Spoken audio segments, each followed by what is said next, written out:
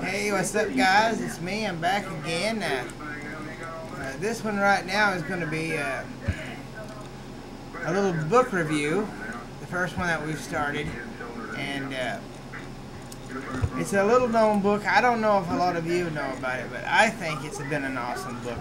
And it's from George R.R. Martin, and no, it's not the Song of Ice and Fire series. It doesn't have anything to do with the Song of Ice and Fire series, actually. But I figure with all these vampire things going on nowadays, and glittery werewolves and all that good stuff, I figure we might as well cover something from, you know, one of the world's best authors at the time. It's Fevre by George R.R. Martin. Interestingly enough, this book was actually first published the year I was born, in 1982. So it's been around a while. It's kind of old news, but I'll tell you, I was just getting around to reading it myself last summer, and this is an amazing book.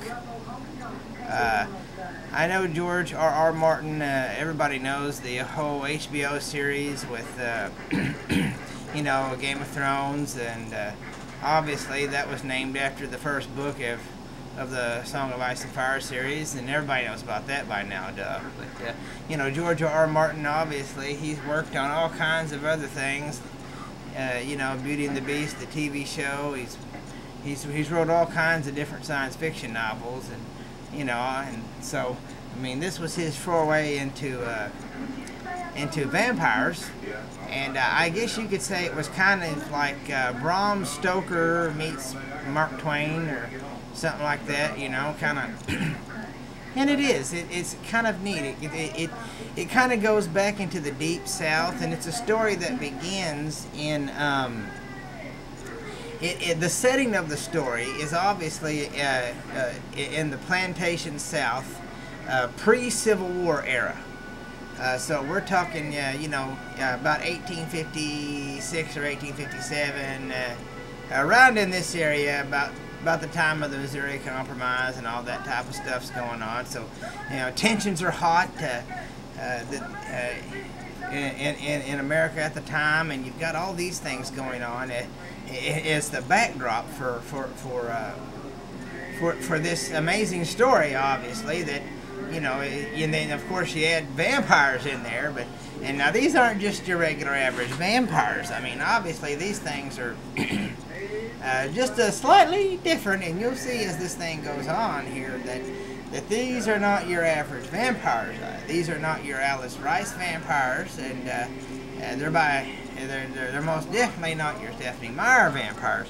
But you know, it's obviously, it's got George Martin's slight twang on it, and so I think a lot of people, if you're a big fan of George R.R. Martin, I think you're gonna like this. And you know, it starts off with Abner Marsh. He is a steamboat captain, and he has a history of he's an expert captain of steamboats. And back during this time, the steamboat industry was huge in the South, going up and down the Mississippi and the byways and swamp ways, all the way running through the old Deep South, and Ohio River valleys and all these different things.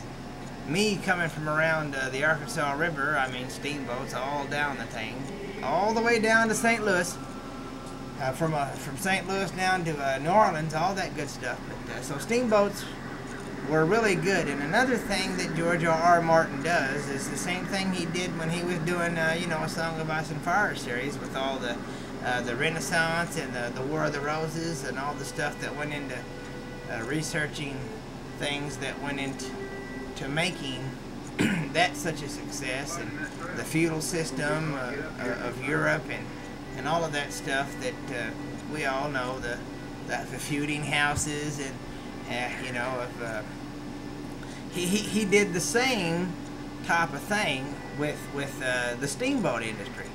So when you're reading this book, Not only is there a great story, great dialogue, you've got Abner Marsh here, your classic Southern dude. He's not the best looking dude in the world. He's an old guy. He's short. He's fat. But the one thing that he is good at, he's got this big dream that he could have the fastest, the best steamboat ever on the river. That's his dream. And, you know, God love him. But, you know, a guy's got to have a dream, right? You know, well, that's Abner Marsh's dream. And for whatever reason, some bad business decisions and things like that has left Mr. Marsh, you know, in some hard times financially, and, you know, not being able to make ends meet. And, well, you know, long story short, in walks this, you know, tall, dark, and handsome stranger into his office, big rich guy that, you know, going to reach out and give you some Grey Poupon, and his name is Joshua York. Obviously, he can tell this guy's, you know, he's well-to-do, kind of looking like Interview with a Vampire here. And this guy has an offer for Mr. Abner Marsh that it's really hard to turn down. You know, Abner Marsh he's not the smartest knife in the drawer, but I mean, it's really hard to turn this down. But you know, Mr. York has just a few little things, and everything in life, it always comes with stipulations. You know, it sounds too good to be true. Sometimes it could be. Well, York says, I've got all the money in the world. I got a big old chest of gold here.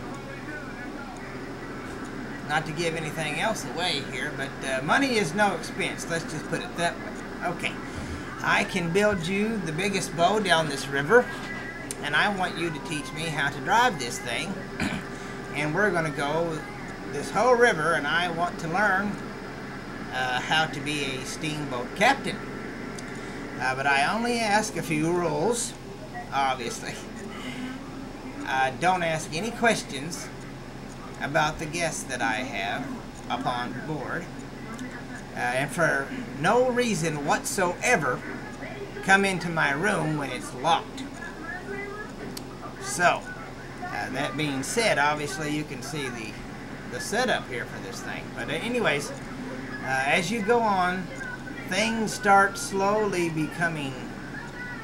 falling apart on this whole thing, and everything starts working out great. But like I said, as things go on, more of Mr. York's friends or acquaintances join him as they make various stops up and down the rivers, and you know, things just start to get a little bit suspicious. Especially actions get suspicious. Things tend to start happening, and like I said, you know, the story starts to build at that point. But I think you would really like this book. It reads well. It's not very not very big. I mean, it's like a. I mean, it's got about, and it's got an epilogue. It's got probably about, you know, 450 to 500 pages.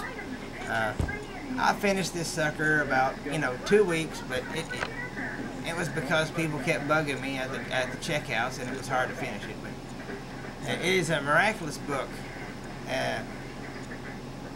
But George Martin does the research on every possible thing about steamboat engines, even guiding it when there's a cloud sky and you can't guide by the stars, and how to navigate the steamboats by, you know, because there could be underground trees that could snag the boat and cause cause it to tip everybody over in the night. How these steamboat guys did that back then, it's fascinating.